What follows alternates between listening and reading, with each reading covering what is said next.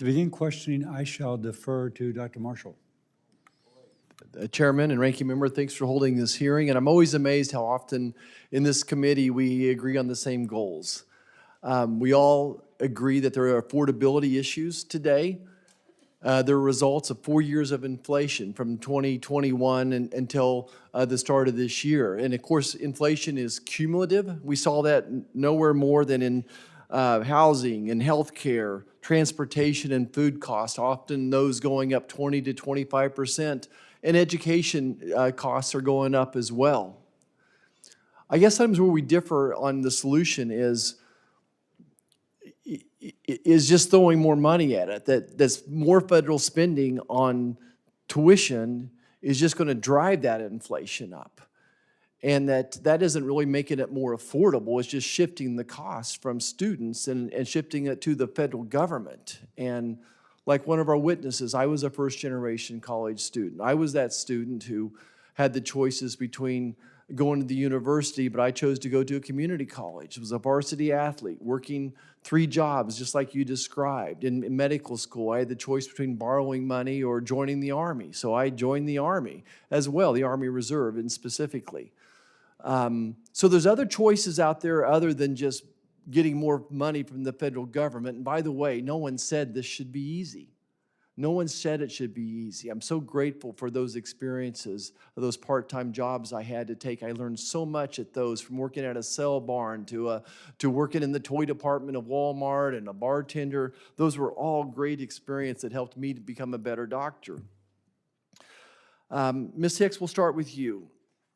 The College Transparency Act, I hope you've had a chance to look at a little bit. Any thoughts about the pros and cons of this College Transparency Act? No, I did take a look at it, and it is very good. Yeah, I think that a couple of things I see. I see that I appreciate and like how the protections are in place with privacy for the student at the student level. I also think and see that a student level data field would help ease some of the administrative burden that we have.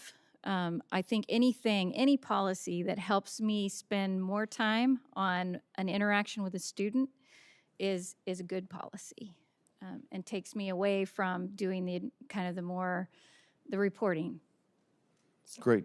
Let's talk about the FAFSA Act, Simplification Act. When this latest FAFSA issue or report came out, you actually attended one of the round tables I sat down with to listen to everyone's concerns about it.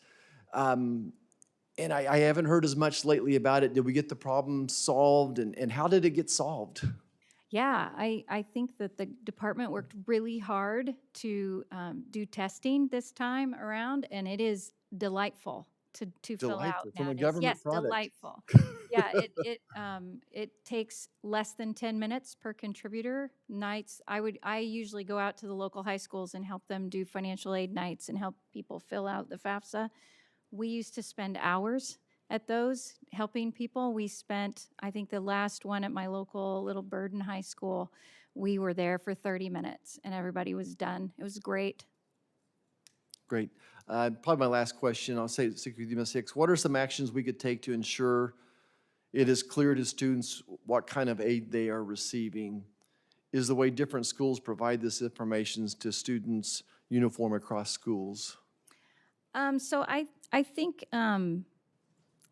improvements could be made there, but again, I think that as I said in my testimony, I think requiring standard definitions and terms, requiring those elements is important. But then I think flexibility is important also, so that schools can describe those elements and present those elements in ways that make sense for their populations. Okay. Thank you, Mr. Chairman. I yield back.